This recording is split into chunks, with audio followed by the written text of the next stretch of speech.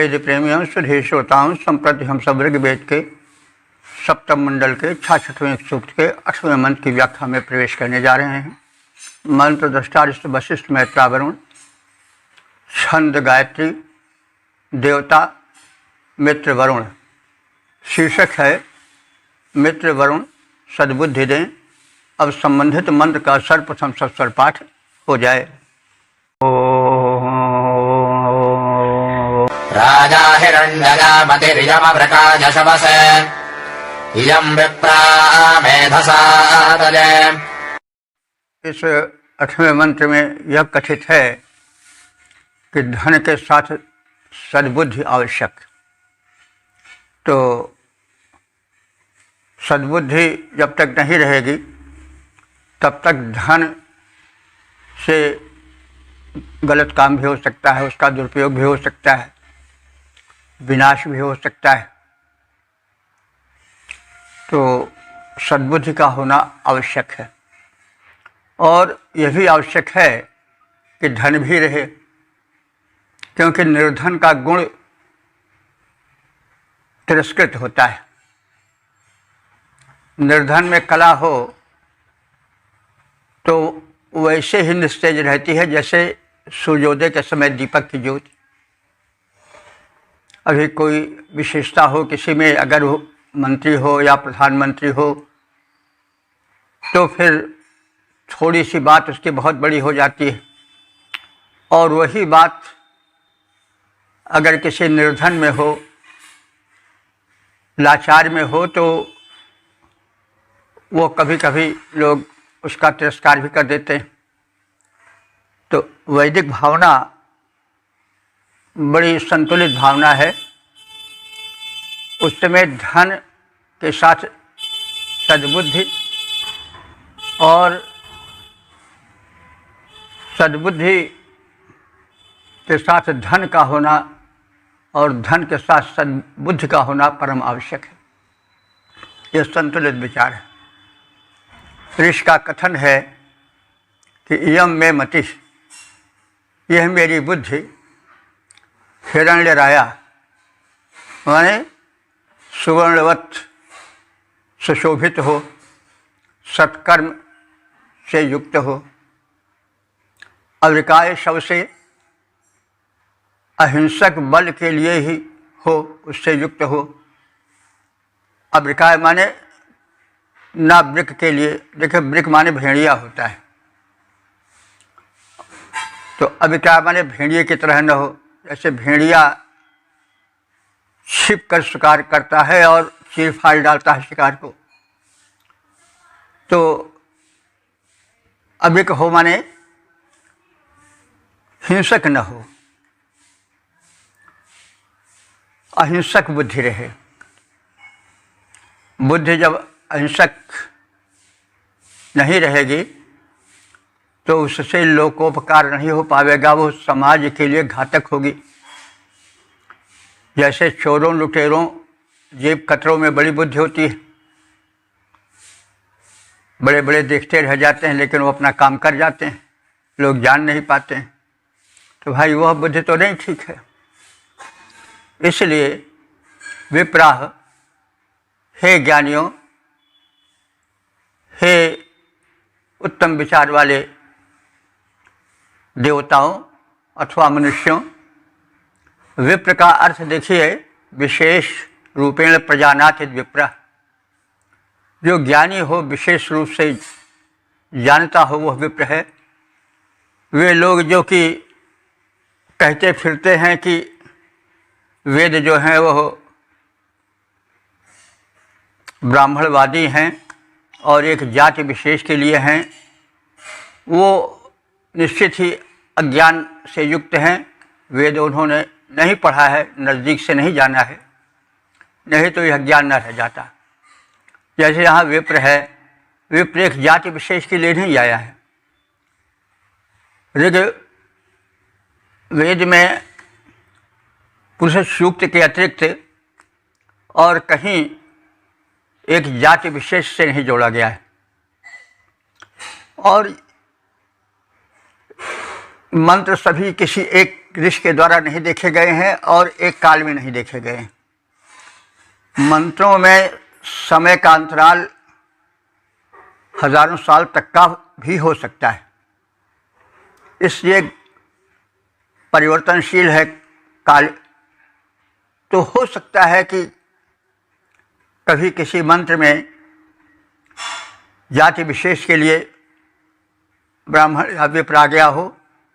वैसे ऋग्वेद में 99% से अधिक शब्द जो है वो ज्ञानी के लिए आया है, विप्र और ब्राह्मण।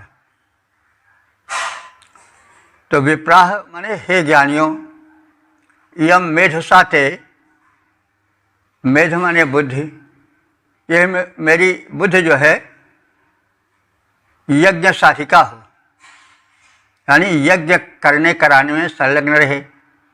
यज्ञ का अर्थ आहुति डालकर यज्ञ करना तो है ही, साथ ही साथ यज्ञ व श्रेष्ठतम कर्म, जितने लोकोपकारी उत्तम कर्म हैं वो सब यज्ञ हैं।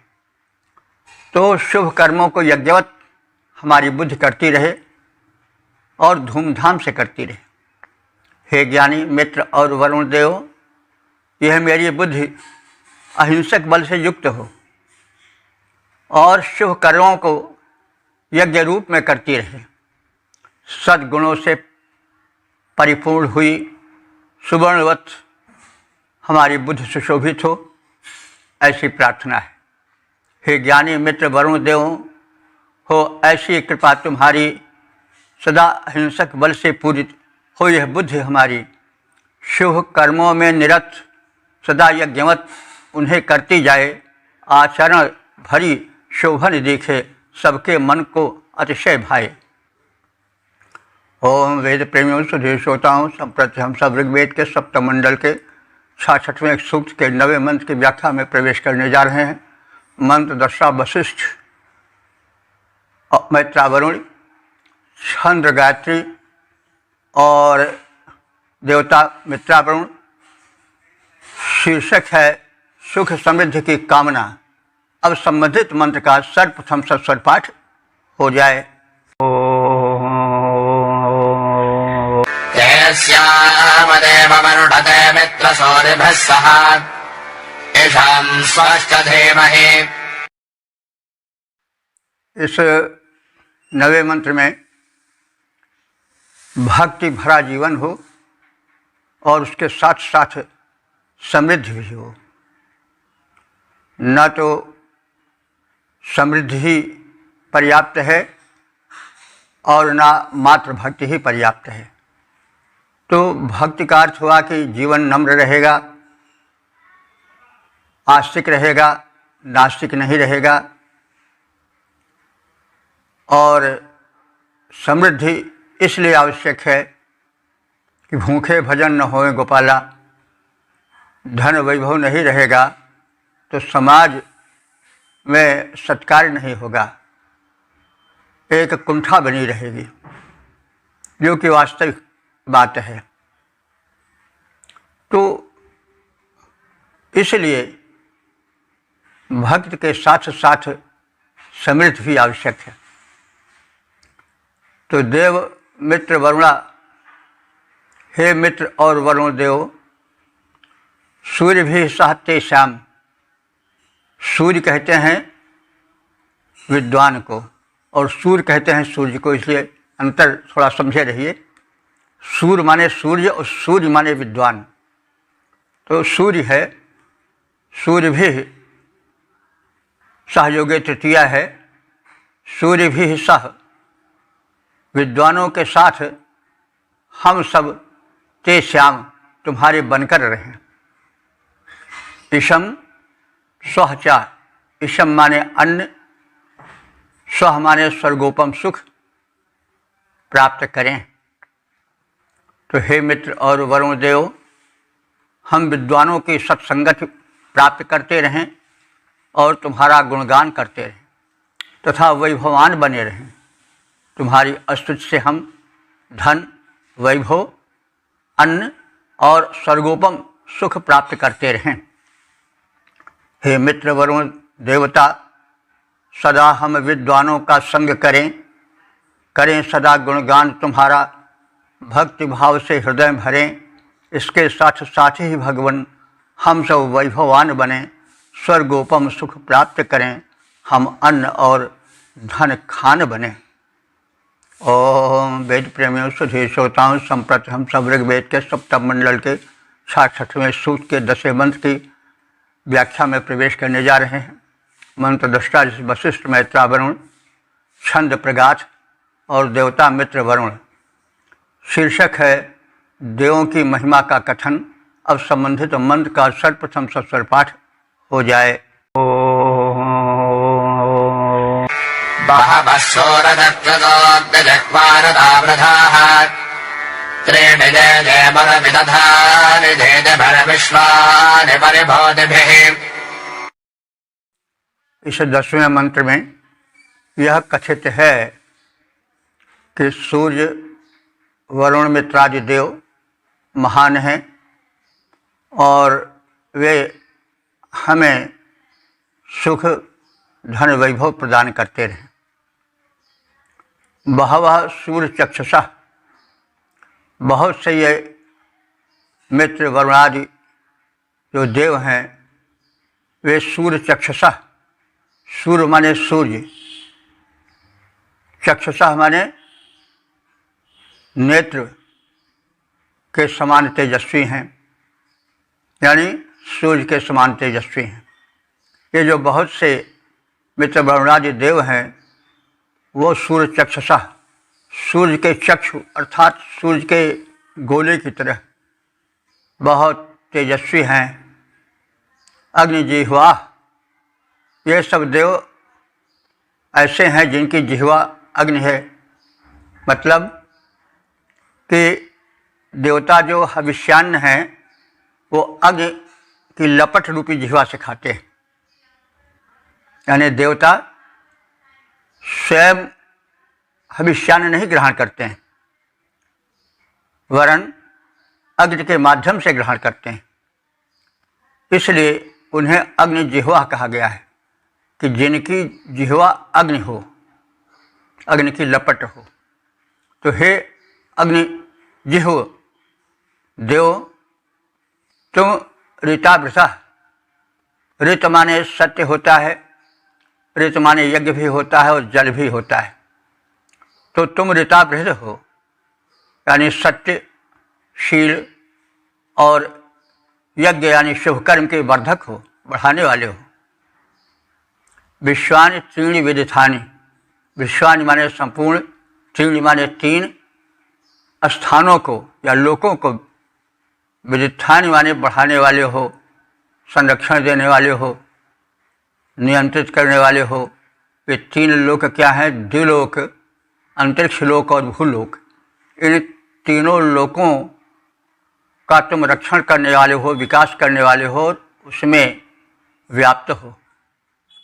परिभूति भी धीत भी यमु, तुम शत्रु के पराभव करने हेतु सदैव इन लोकों का नियमन करते हो। यानी जो शत्रु शक्तियाँ हैं, जो विरोधी शक्तियाँ हैं, जो विघ्न प्रस्तुत करने वाली शक्तियाँ हैं, नकारात्मक शक्तियाँ हैं, उनको तुम नियमन करते हो, यानी वे नियंत्रण के बाहर न होने पावें, ऐसा करते हो।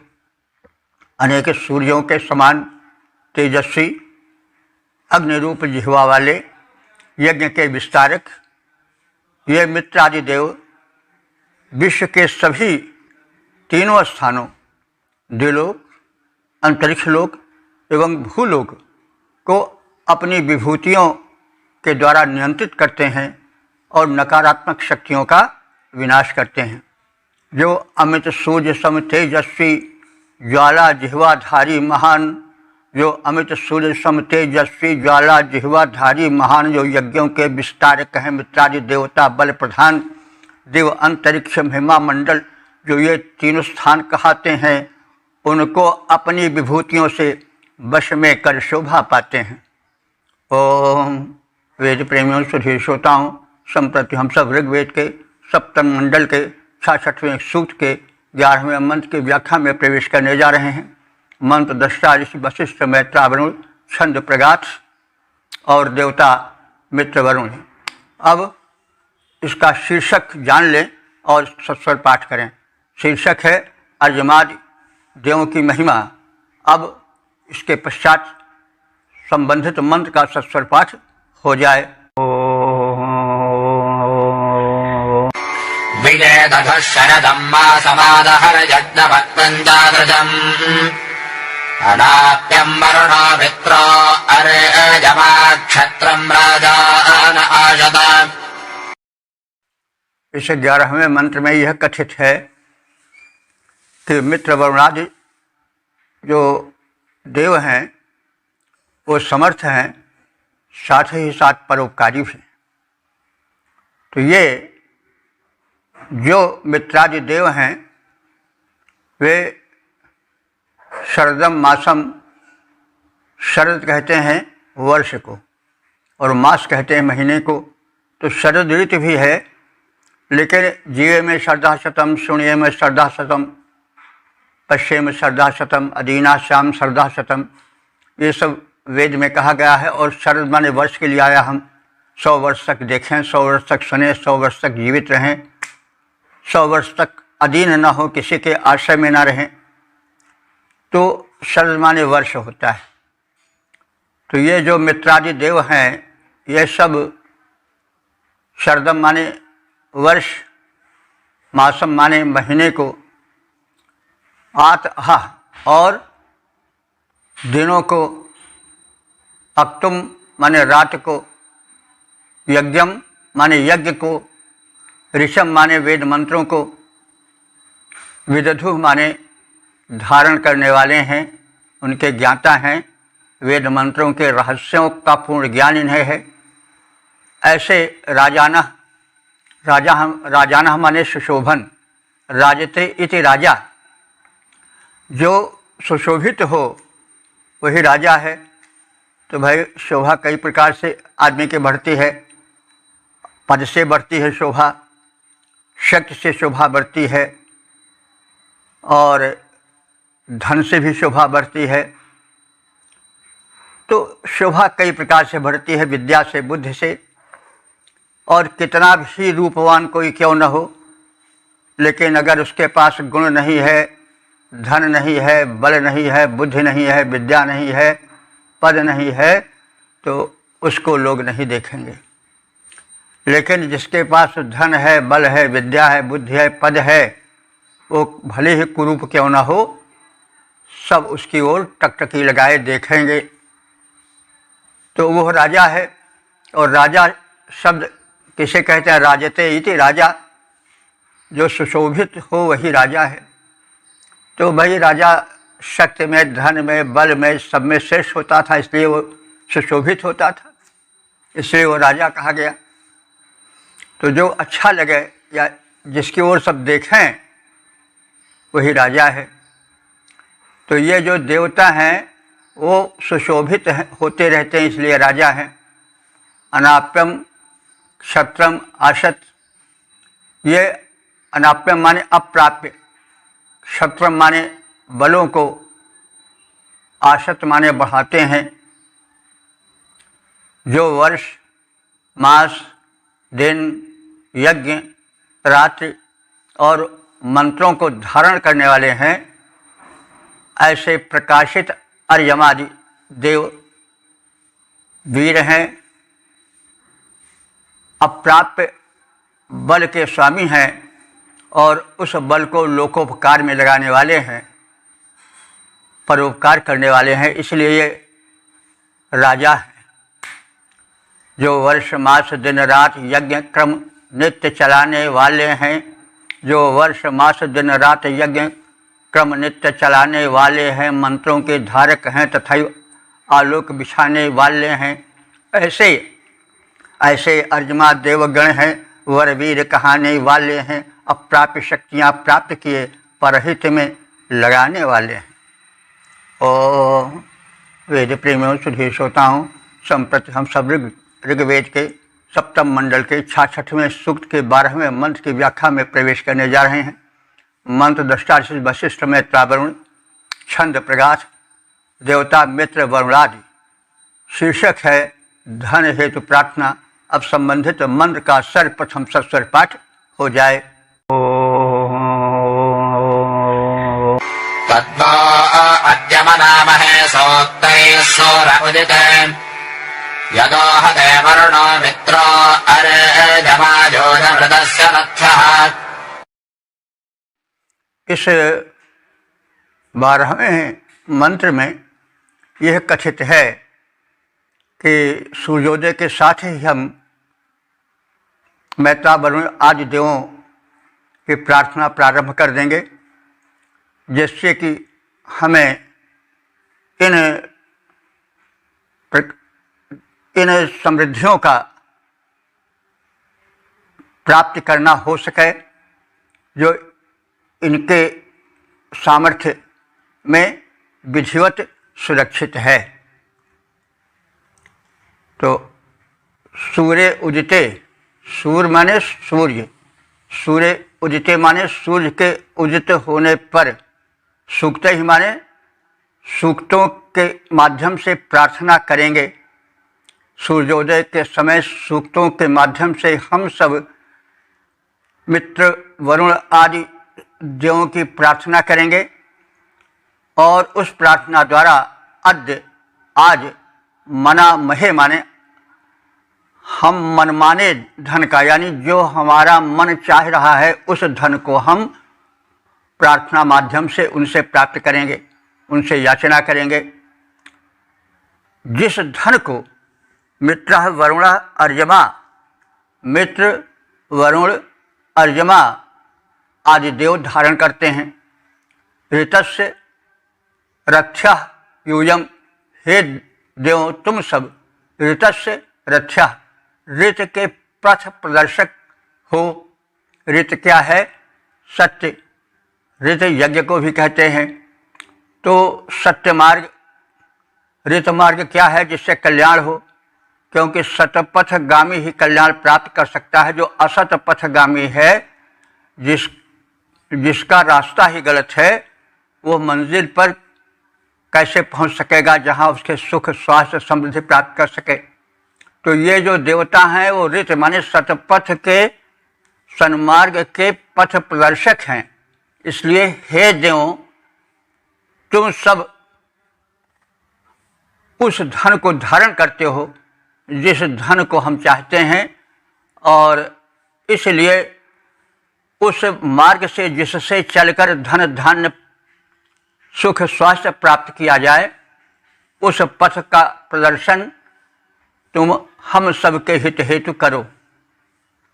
आज हम सूर्योदय के समय से ही सूक्तों द्वारा उस धन हेतु प्रार्थना करेंगे जिसे मित्र वरुण अर्यमा आदि देव धारण करते हैं और जो सन्मार्ग प्रदर्शन करते हैं, जिस पर चल करके स्वतः धन धान्य प्राप्त होता रहता है।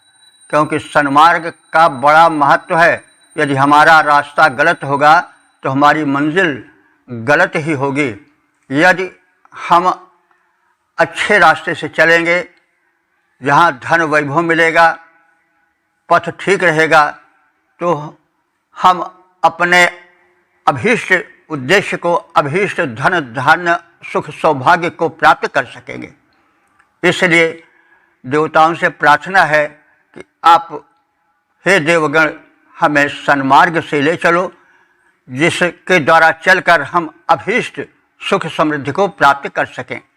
आज सूर्य के उदय काल में अनुपम स्तुतियों द्वारा, आज सूर्य के उदय काल में अनुपम स्तुतियों द्वारा मांगेंगे वह धन जिसको मित्रादि देव करते धारा, जिसको मित्रादि देव करते धारा, जो सत्य मार्ग के दर्शक हैं, सतपथ को दिखलाने वाले, उनकी प्रार्थना करेंगे हम, जो देने और दिलाने वाले। ओम वेद प्रेमियों सुधीर श्रोताओं, संप्रति हम सब ऋग्वेद के सप्तम मंडल के 66वें सूक्त के 13वें मंत्र की व्याख्या में प्रवेश करने जा रहे हैं। मंत्र दृष्टा वशिष्ठ मैत्रा वरुण, छंद प्रगाथ देवता मित्र वरुणादि। शीर्षक है सुरक्षित गृह एवं धन धान्य हेतु प्रार्थना। अब संबंधित मंत्र का सर्वप्रथम सस्वर पाठ हो जाए।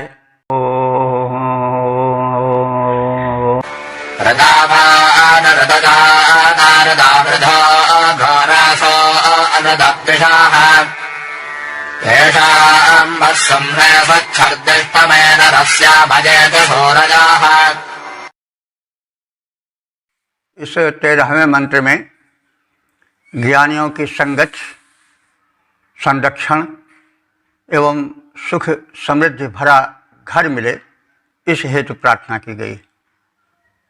क्योंकि बरु भल बास नरक करताता, दुष्ट संग जनि देहि विधाता, और नहीं दरिद्र सम दुख जग माही, संसार में दारिद्र्य के बराबर कोई दुख नहीं है। वरम वनम सिंह गजेंद्र सेवितम, न बंधु मध्य धन ही न जीवनम। सिंह व्याघ्रों के बीच रहना ठीक है, लेकिन दरिद्र जीवन अपने पड़ोसियों या भाई बिरादरों के मध्य बिताना नहीं ठीक है। तो यह यथार्थ जीवन विषयक प्रार्थनाएं हैं। ये बात भले जहाँ तहाँ कही गई हो कि हे भगवान तुम्हें अपनी भक्ति दो और दरिद्र कर दो, यह है मतलब ऐसा जीवन सही जीवन नहीं है। जीवन में भक्ति होना, सज्जनता होना आवश्यक है, लेकिन गरीब होने पर सब व्यर्थ जाता है। सारे गुण, सारा गौरव, सारी भक्ति धनहीन में निरर्थक सी पड़ी रह जाती है। समाज में जीना है, समाज में सांसें लेना है, तो दरिद्र होकर रहना ठीक नहीं। तो ये बातें यथार्थ हैं और वेद मंत्रों में जीवन के यथार्थ को देख करके प्रार्थना की गई है। केवल आदर्श जीवन की कल्पना नहीं उतारी गई है, यथार्थ को देखा गया है और यथार्थ की छाया में देवों की प्रार्थना की गई है। देवा हे देवगणों, हमें ऐसे बलिष्ठ पुरुषों, ज्ञानी पुरुषों का संरक्षण जो ऋतावाना, जो सत्यनिष्ठ हों और ऋते जाता, सत्य विस्तार के लिए, सत्य संरक्षण के लिए जीवन पाए, और असत्य का विरोध करने वाले हों। इसके साथ साथ घोरासा प्रवीरा, वे प्रबल वीर भी हों। भाई हम जिस घर में रह रहे हैं उसमें जो घर का संरक्षक हो वो भले बड़ा ही सत्यपालक हो, सत्यवादी हो, लेकिन अगर वीर न हो तो जो दुष्ट शक्तियां हैं, दुष्ट गण आएंगे और उसको खींच कर बाहर कर देंगे। तुम ज्ञानी अपने घर के होगे तो रहो, यहाँ हमारे रास्ते में मत पड़ो। इसलिए सब गुण होते हुए भी जो हमारे घर के संरक्षक हैं या हमें सुरक्षा देने वाले हैं, वो वीर भी हों। भले जैसा कहा गया है वो सत्यनिष्ठ हों, वे अनृत के यानी पाप कर्मों के द्वेषी हों, पाप कर्म ना कर रहे हों, पुण्यवान हों। तो ऐसे लोग हमारे घर के आसपास रहें, यह तो ठीक है, लेकिन उसके साथ साथ वो वीर भी हों, सच्चरित्र के साथ साथ उनमें वीरत्व हो, ताकि वो समय समय पर विरोध भी कर सकें दुष्ट शक्तियों का। तो घोर आशा माने प्रबल वीर हों। तेषाम वह, वैसे तुम्हारे ये प्रदत्त वीर, तुम्हारी प्रतिभा से, तुम्हारी कृपा से जो वीर बने हुए हैं, वह वीर सुच्छर्दिष्ट में सुमने, हमारे घर में अथवा हमारे पड़ोस में धन पूर्वक रहें और सुमने माने हमें सुख प्रदान करते रहें। सत्यनिष्ठ, सत्य के लिए प्रसिद्ध, सत्यवर्धक और असत्य के विरोधी प्रबल वीरों द्वारा सुरक्षित घर में हम रहें। उस घर में हम धन धान्य से संपन्न होकर रहें, विद्वान तथा नेतृत्व शक्ति से युक्त होकर रहें। तो हमारा जीवन धन धान्य भरे घर में हो, साथ साथ हम में विद्वत्ता और नेतृत्व पथ प्रदर्शन की शक्ति भी विद्यमान रहे और हमारे घर के आसपास रक्षक रूप में सत्यनिष्ठ, सत्य पालन के लिए प्रसिद्ध, सत्य में वृद्धि करने वाले असत्य विरोधी लोग भी रहें। यहाँ ऋत शब्द है, ऋत माने शाश्वत सत्य भी होता है, ऋत माने यज्ञ भी होता है। तो जो हमारे आसपास हैं वो यज्ञशील हों, यज्ञ का संवर्धन करने वाले हों, आदि अर्थ भी हम कर सकते हैं, क्योंकि ऋत माने यज्ञ भी होता है और ऋत माने सत्य भी होता है। जो सत्यनिष्ठ विख्यात सत्य के लिए सुयश पाने वाले, जो सत्यनिष्ठ विख्यात सत्य के लिए सुयश पाने वाले, जो सत्य प्रवर्धक हैं, असत्य में रोड़े अटकाने वाले, ऐसे वीरों के रक्षण वाले भवनों में हम करें वास, संपन्न रहें, विद्वत्ता का, नेतृत्व शक्ति का हो विकास। ओम वेद प्रेमंश भी श्रोताओं, संप्रति हम सब ऋग्वेद के सप्तम मंडल के 66वें सूक्त के 14वें मंत्र की व्याख्या में प्रवेश करने जा रहे हैं। मंत्र दृष्टा वशिष्ठ मैत्रा वरुण, छंद प्रगाथ, देवता सूर्य, शीर्षक है सूर्य देव की महत्ता का कथन। अब संबंधित मंत्र का सर्वप्रथम सत्सर पाठ हो जाए।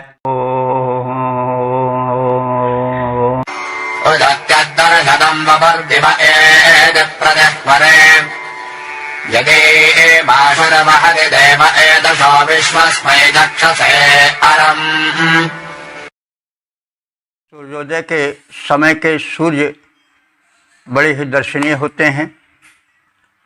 उनका जो मंडल है वह बड़ा ही सुशोभन रहता है और उस सूर्य मंडल को, रथस्थ सूर्य को, उनके किरणों के अश्व उन्नत आकाश मार्ग में ले चलते हैं और वो सूर्य आगे निरंतर बढ़ता जाता है।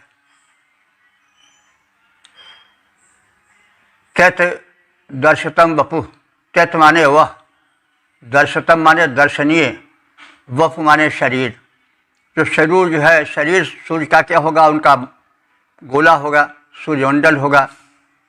तो त्यत दर्शतम वपु, वह दर्शनीय शरीर सूर्यमंडल, दिवा प्रति होरे, त्रिलोक के समीप भाग में, यानी बिल्कुल अंतरिक्ष के प्रारंभ में, अंतरिक्ष के छोर में उदित हो रहा है। उत एक उदित होकर आगे बढ़ रहा है। विश्वस्मय चक्षुषे अरम, विश्वस्मय माने संपूर्ण विश्व के दर्शन में, देखने में सूर्य के नेत्र सक्षम हैं, यानी वे प्रकाशक हैं और अपने प्रकाश द्वारा संपूर्ण संसार का निरीक्षण करते चलते हैं। कहाँ क्या हो रहा है, कौन शुभ कर्म कर रहा है, कौन अशुभ कर्म कर रहा है, इसको देखते हुए वे चलते हैं। यत ईम एतशः देवः आशुभाति, एतशः देवः माने इस शीघ्रगामी अश्व को, उनकी शीघ्रगामी घोड़ियाँ, एतशः कहते हैं घोड़ियाँ। तो घोड़ियाँ क्या हैं, उनकी किरणें। तो शीघ्रगामी अश्व को उनकी किरणें खींचती चलती हैं। उनके रथ में जो 7 रंग की किरणें हैं वही उनको खींचती हुई चलती हैं। सूर्य का रथ खींचा जाता है, किरणों के द्वारा खींचा जाता है। यहाँ अलंकारिकता है, क्योंकि रथ है तो रथ को खींचने वाला होना चाहिए। तो रथ को खींचने वाली कौन है? 7 घोड़ियाँ हैं एतशः, और वे 7 घोड़ियाँ जो हैं उस रथ को आश माने शीघ्रता से, बहत माने बहन करके ले चलती हैं।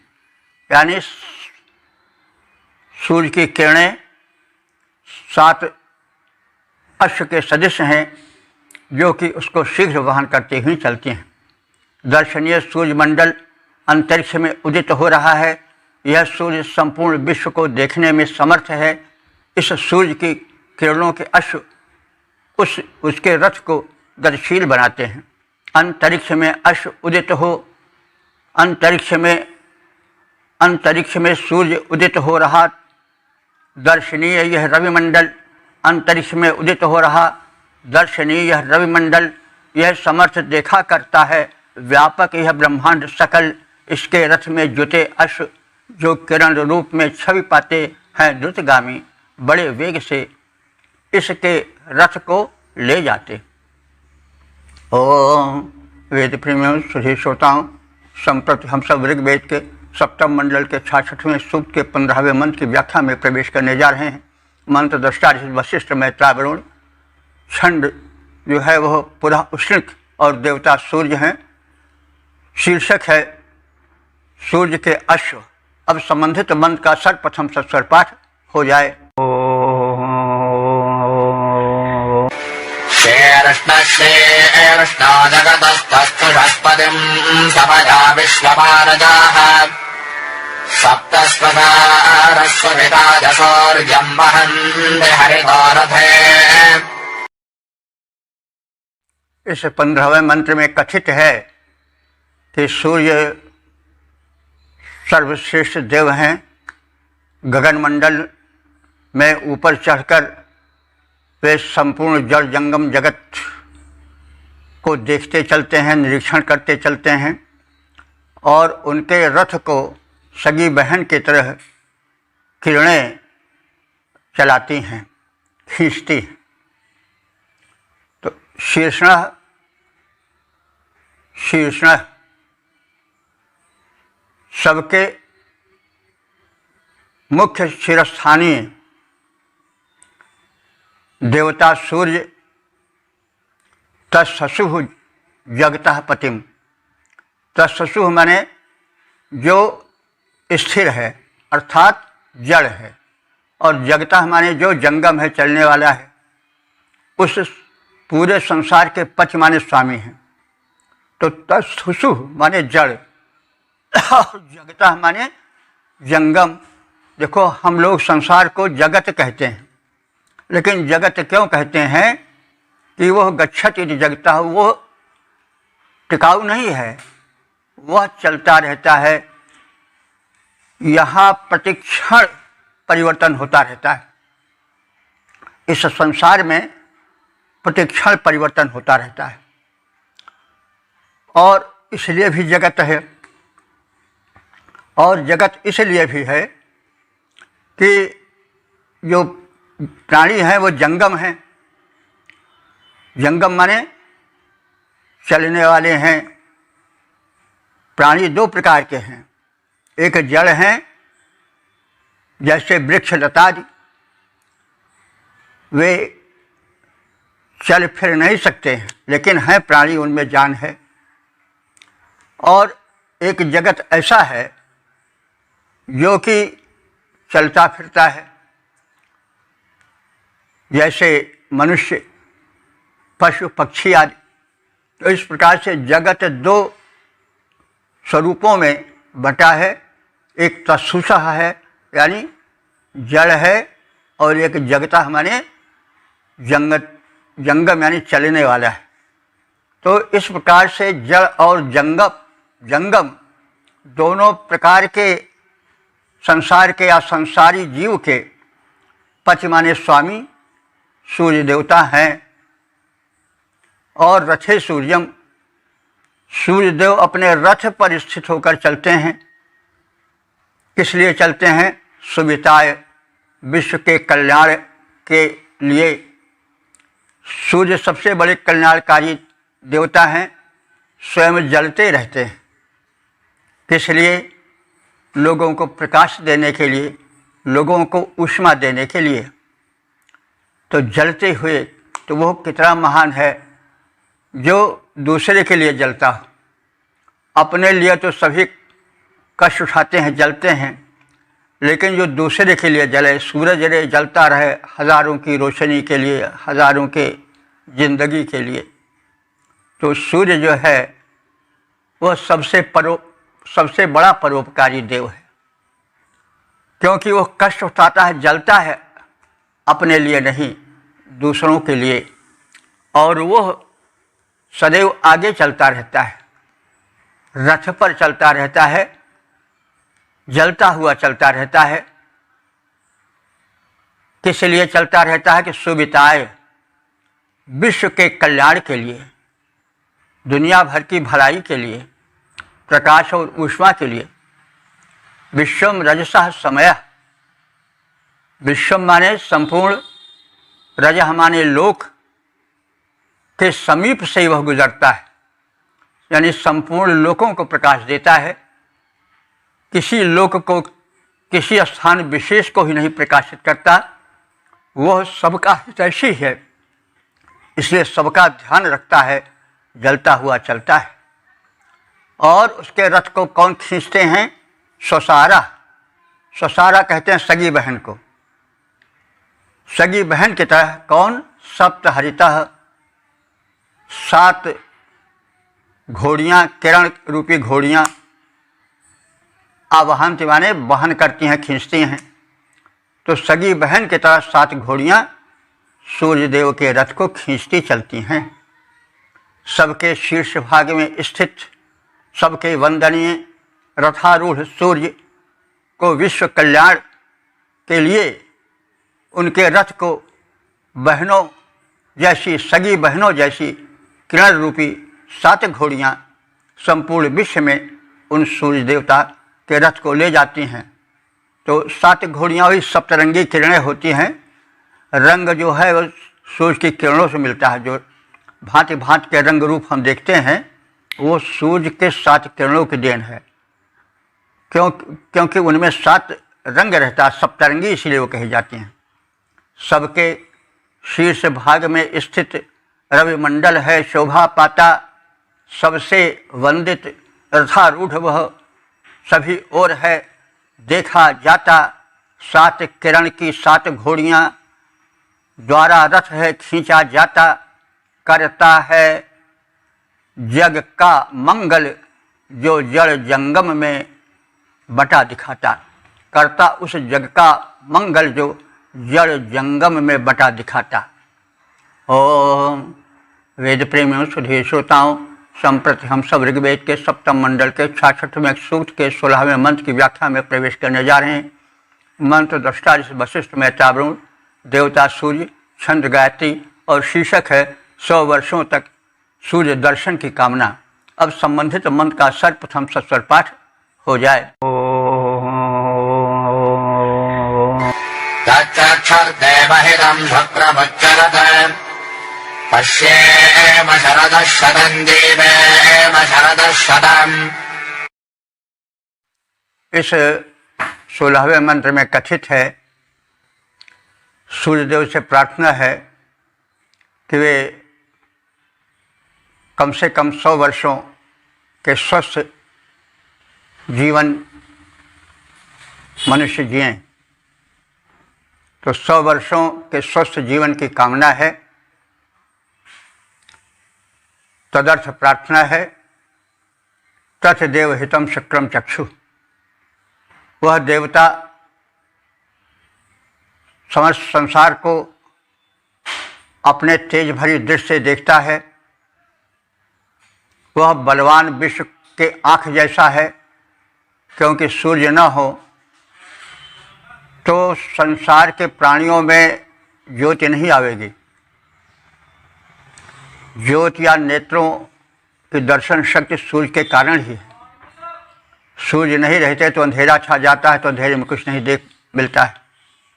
तो इसलिए यह देव विश्व के हितैषी हैं, इनका चक्षु तेजस्वी है और वो प्राणियों के नेत्रों में ज्योति देने वाले हैं। पुरस्तात् उत्चरत, ऐसे सूर्यदेव हमारे सामने सूर्योदय काल में उदित होकर के उत्चरत माने ऊपर उठते चल रहे हैं। और उनसे प्रार्थना है कि हम पश्येम सदा शतम, 100 सालों तक देखते रहें, तो 100 साल का अर्थ यह नहीं हुआ कि 100 साल के ऊपर न जिएं, 100 साल के ऊपर भी जीवन पाएं। तो पश्चिम श्रद्धा शतम 100 वर्षों तक हम जीवित रहें, उसके पश्चात भी हमारा जीवन रहे। लेकिन उसके साथ साथ यह भी शर्त है कि श्रद्धा शतम जीवेम और श्रद्धा शतम पश्येम, 100 साल तक हम देखते भी रहें और जीते भी रहें। शिवे में श्रद्धा शतम, हम 100 साल तक या उसके ऊपर भी सुने। अदीना श्याम श्रद्धा शतम, 100 साल तक कभी निर्बल दुर्बल या असमर्थ न बने। हे सूर्यदेव, तुम्हारी ऐसी कृपा हम सब पर रहे। विश्व के हितैषी, बलवान, तेजस्वी, संसार के नेत्र के समान हैं अथवा संसार के नेत्र रूप हैं। ज्योति नेत्रों में सूर्य के कारण ही आती है। प्रकाशक सूर्य हमारे सामने क्षितिज में उदित हो रहे हैं। हे देव, हम 100 वर्षों तक देखते रहें, 100 वर्षों तक जीवित रहें, कम से कम 100 वर्ष तक हमारा जीवन हो और उसके आगे हो। लेकिन वो जीवन कैसा हो? दृष्टि से युक्त हो, दर्शन शक्ति से युक्त हो, श्रवण शक्ति से युक्त हो और समृद्धि वाला जीवन हो। दीन बनकर हम न जिएं, ठोकरें न खाएं, ऐसा जीवन हो। अदीन जीवन हो, सौभाग्यशाली जीवन हो। जग का हितकारी बलधारी तेजस्वी द्युतिमान, जग का हितकारी बलधारी तेजस्वी द्युतिमान, उदित हो रहा सूर्य प्रकाशक जग का नयन समान। उदित हो रहा सूर्य प्रकाशक जग के नयन समान। 100 वर्षों तक देख सकें, यह क्षमता हम में आए। स्वस्थ सुखी जीवन 100 वर्षों का सानंद बिताएं। ओम। वेद प्रेम सुधीर श्रोताओं, संप्रति हम ऋग्वेद के सप्तम मंडल के 66वें सूक्त के 17वें मंत्र की व्याख्या में प्रवेश करने जा रहे हैं। मंत्र दृष्टा वशिष्ठ मैत्रावरुण, छंद गायत्री, देवता मित्रावरुण। शीर्षक है सोमपानार्थ निवेदन। अब संबंधित मंत्र का सर्वप्रथम सस्वर पाठ हो जाए। काव्येभिरदाभ्यायादं वरुणद्यमदं मित्रष्टसामवेददे। इस 17वें मंत्र में देवताओं को सोमपानार्थ आमंत्रित किया जा रहा है। अदाभ्य मित्र वरुण। अदाभ्य कहते हैं अदम्य। हे अदम्य, किसी से न दबाए जा सकने वाले मित्र और वरुण देव। द्युमत, हे देव, तुम तेजस्वी हो। हम तुम्हारा आमंत्रण देते हैं या तुम्हें आमंत्रित करते हैं कि तुम सोमपीते आयातम, सोमपान हेतु आओ। मित्र और वरुण देव अदम्य देव हैं, वे किसी के द्वारा दबाए नहीं जा सकते हैं।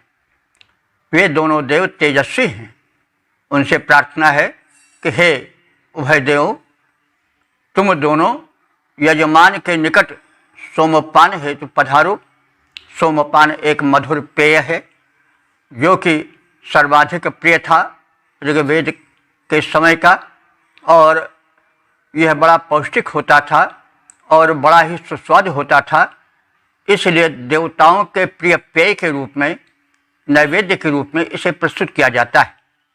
तो यह सबसे श्रेष्ठ प्रस्तुति थी।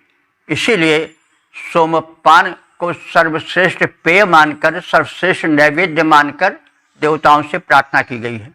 यहाँ पर मित्र और वरुण देव जो इस मंत्र के अधिष्ठाता देव हैं, उनसे प्रार्थना की गई है कि वो सर्वप्रिय पेय जो सोमरस है उसके हेतु पधारें।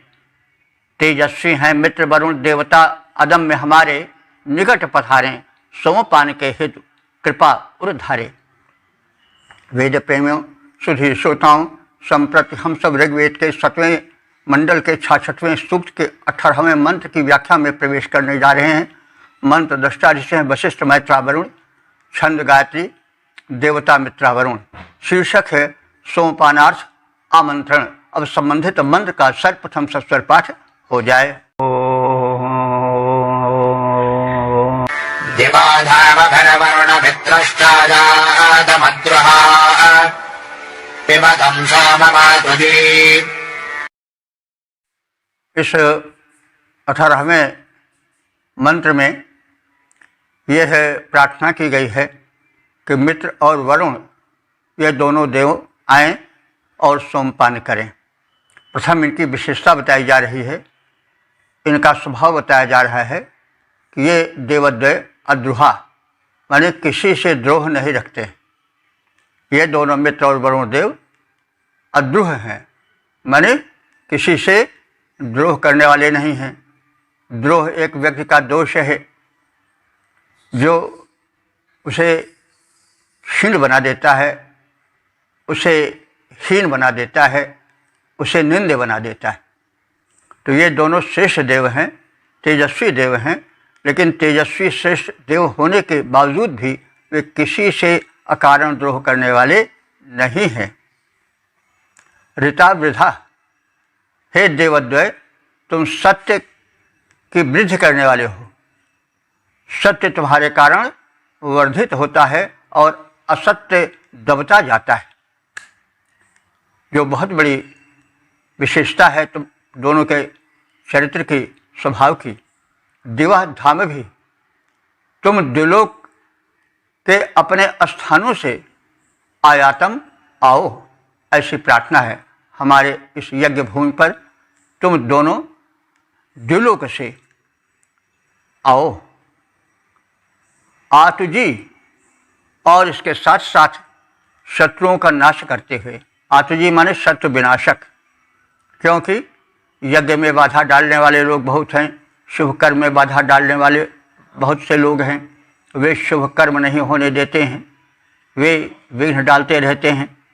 इसलिए तो आवश्यक है कि तुम इन तमाम तरह के शत्रुओं को, बाहरी शत्रुओं को, भीतरी शत्रुओं को विनष्ट करो और यज्ञ भूमि पर आओ। और इसके साथ जो परम प्रिय सोम रस है उसको पियो, उसका पान करो। सोमम पिबत, सोम रस का पान करो। हे द्रोह न करने वाले मित्र और वरुण देव, तुम सत्य के विवर्धक हो। दिव्य लोक के अपने पुण्य धाम से तुम सोमपान के हेतु इस भूमंडल पर, हमारे यज्ञ स्थल पर आओ और दुष्टों को शक्तिहीन बनाओ। द्रोह रहित हे मित्र वरुण, हम करते हैं आह्वान। दिव्य लोक से सोमपान के हेतु करो प्रस्थान। ओम वेद प्रेमियों, सुधीर श्रोताओं, संप्रति हम सब ऋग्वेद के 7वें मंडल के 66वें सूक्त के 19वें मंत्र की व्याख्या में प्रवेश करने जा रहे हैं। मंत्र दृष्टा ऋषि वशिष्ठ, मैत्रा, वरुण। छंद गायत्री, देवता मित्रा, वरुण। शीर्षक है आहुति ग्रहण कर सोमपानार्थ प्रार्थना। अब संबंधित मंत्र का सर्वप्रथम सस्वर पाठ हो जाए। आजातं मित्रा वरुणादशाना बाहुतिन्दना तातं सोममृता वृधा। इस 19वें मंत्र में, जो कि इस सूक्त के समापन का मंत्र है, उसमें मित्र वरुण देवों से प्रार्थना की गई है कि वे आहुति ग्रहण करने और सोमपान करने हेतु यज्ञ भूमि पर पधारें। ऋता वृथा, हे सत्य के वर्धक देव मित्रा वरुणा, मित्र और वरुण नाम वाले देव। नरा, हे नेतृत्व विधायक देव। आहुतिम जुषाणा, आहुति को ग्रहण करते हुए, उसको सेवन करते हुए। आयातम, आओ। सोमम पातम, और सोमपान करो, यानी आहुति ग्रहण करो और सोमपान करो। तो हे सत्यवर्धक, नेतृत्व कुशल मित्र और वरुण देव हमारी आहुतियाँ ग्रहण करो और तत्पश्चात सोमरस का सुमधुर पान करो। नेता सत्य प्रकाशक सक्षम मित्र वरुण बलवान, नेता सत्य प्रकाशक सक्षम मित्र वरुण बलवान, आहुति ग्रहण करो आकर के करो सोमरस पान। तो इस प्रकार से हमने ऋग्वेद के सप्तम मंडल के 66वें सूक्त के 19 मंत्रों की व्याख्या कर ली और सुन ली। और अब हम यह जान लें कि अब तक कितने मंत्र व्याख्यायित हो चुके हैं। जो व्याख्यायित मंत्र हैं उनकी संख्या हो चुकी है 5695। अब संक्षेप में हम इसके सारांश भी जान लें। तो इस सूक्त में कुल 19 मंत्र हैं जिनके विषय में चर्चा की जा चुकी है। और इस सूक्त में आदित्य मंडल के जो है सदस्य मित्र अर्यमा, मित्रा वरुण, सूर्य और पूषा की ही विशिष्ट रूप से प्रार्थना है। अन्य देव त्वष्टा या विष्णु आदि इसमें नहीं प्रार्थित हैं। सूर्य की भी प्रार्थना है, लेकिन त्वष्टा विष्णु इनकी प्रार्थना नहीं है। पूषा की भी प्रार्थना नहीं है। इससे प्रतीत होता है कि ऋग्वेद काल में जो प्रबल देव थे वे मित्रा वरुण थे, सूर्य थे, सविता थे, पूषा थे, लेकिन विष्णु का नाम नहीं आया है। इससे प्रतीत होता है कि विष्णु ऋग्वेद काल के सुप्रचलित और सुपूज्य देवता नहीं थे। विष्णुदेव का विकास सर्वाधिक बाद में वाल्मीकि रामायण में अल्प, महाभारत में अधिक और पुराणों में सर्वाधिक हुआ। बाद में हिंदी साहित्य में भक्ति युग में कृष्ण और राम के रूप में इन विष्णु का विशेष स्थान मिला है। उनकी विशिष्ट प्रार्थना हुई है। वे परब्रह्म के अवतार माने गए हैं। राम और कृष्ण की विशिष्ट प्रार्थनाएं हुई हैं। उनको सर्वब्रह्म परात्पर ब्रह्म माना गया है और सब देव उनके अंश मात्र हैं। सारे देव जब त्राहि त्राहि करते हैं राक्षसी शक्तियों से तो विष्णु ही रक्षा करते हैं। और इस प्रकार से इन 12 आदित्यों में धाता, मित्र, अर्यमा, रुद्र, वरुण, सूर्य, भग, विवस्वान, पूषा, सविता, त्वष्टा, विष्णु, इन सबके मध्य जैसा हम निवेदन कर चुके हैं कि मित्रा, वरुण, सूर्य ये विशेष रूप से इस 66वें सूक्त में प्रार्थित हैं। और प्रार्थना क्रम में उनकी विशिष्ट स्तुति हुई है। उनके गुणों का कथन हुआ है, उनकी रक्षण शक्ति का कथन हुआ है, उनके सामर्थ्य का कथन है। इसके साथ साथ संरक्षण की प्रार्थनाएं हैं, उत्तम भवन प्रदान करने की, उत्तम बल प्रदान करने की, दीर्घायु प्रदान करने की उनसे प्रार्थनाएं हैं और शतायु होने की प्रार्थनाएं हैं। इस प्रकार से ये जो है मित्रा, वरुण, सूर्य विशेष रूप से इस सूक्त में प्रार्थित हैं। तो हमने 12 आदित्यों के विषय में संक्षिप्त जानकारी प्राप्त की। ये आदित्य मंडल के जो सदस्य हैं वो समझ लीजिए कि आदित्य के अथवा सूर्य के भिन्न भिन्न रूप हैं। 12 आदित्य हैं, तो जो यह ऋतु है वो 12 महीनों में बटी है। तो 12 महीनों में सूर्य देव का क्या क्या रूप होता है, आदित्य का क्या क्या रूप होता है, क्योंकि हर महीने में उनका रूप बदलता चलता है, ऋतुएं बदलती चलती हैं। तो किस रूप में आदित्य का या सूर्य का दर्शन किस रूप में होता है, इसी आधार पर 12 महीनों के आधार पर 12 आदित्यों का चित्रण ऋग्वेद में हुआ है। तो हम इन जो 12 देवताओं का कथन किया गया है, धाता मित्र अर्यमा रुद्र वरुण सूर्य भग विवस्वान पूषा सविता त्वष्टा विष्णु, तो इनको बिल्कुल अलग न समझें, हैं एक ही मंडल के, आदित्य मंडल के ये सदस्य। और इनके जो भिन्न भिन्न महीनों में भिन्न भिन्न परिवर्तित रूप दिखाई पड़ते हैं ताप के अनुसार, ऋतु के अनुसार, वही प्रमुख समझना चाहिए। देव एक हैं, आदित्य या सूर्य, उन्हीं का ये प्रारूप है, ये कोई अलग अलग देव नहीं है ऋग्वेद के अनुसार।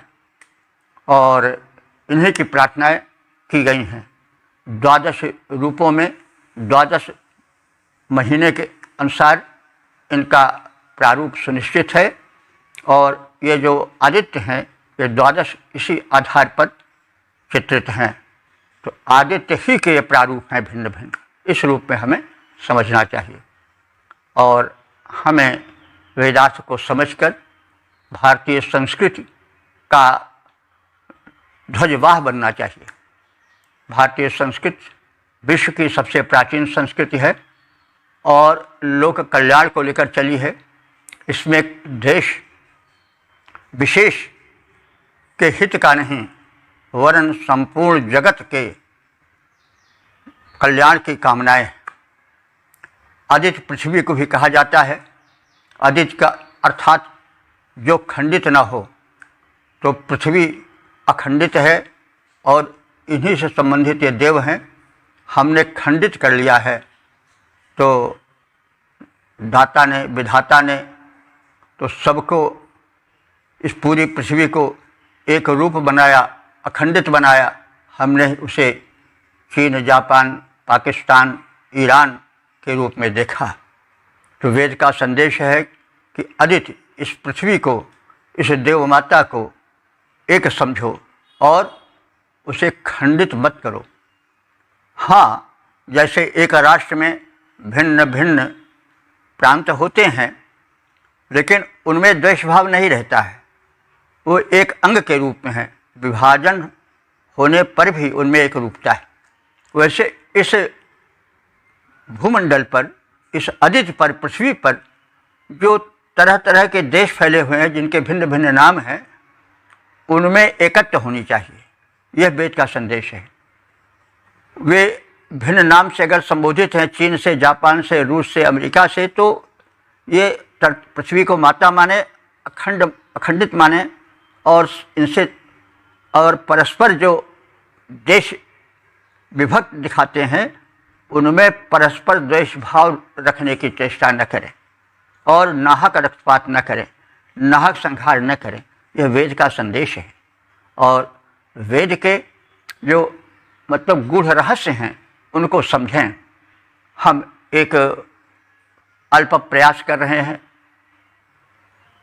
तो इस अल्प प्रयास से आप लाभ उठावें और आगे जो हैं और जो होने वाले हैं, वो सब इस ब्रह्मांड के रक्षण के लिए बनाए गए वेद मंत्र का गहन अध्ययन करें और विश्व मात्र के कल्याण के लिए आगे आएं। विज्ञान इतना उन्नत कर गया है कि अब विश्व एक परिवार की तरह हो गया है। तो वसुधैव कुटुंबकम की जो भारतीय कल्पना है, उसको कल्पना न रहने दें, उसको अब यथार्थ में लाएं। इसी निवेदन के साथ ओम सर्वे भवन्तु सुखिनः, सर्वे सन्तु निरामयाः, सर्वे भद्राणि पश्यन्तु, मा कश्चित् दुःख भाग् भवेत्।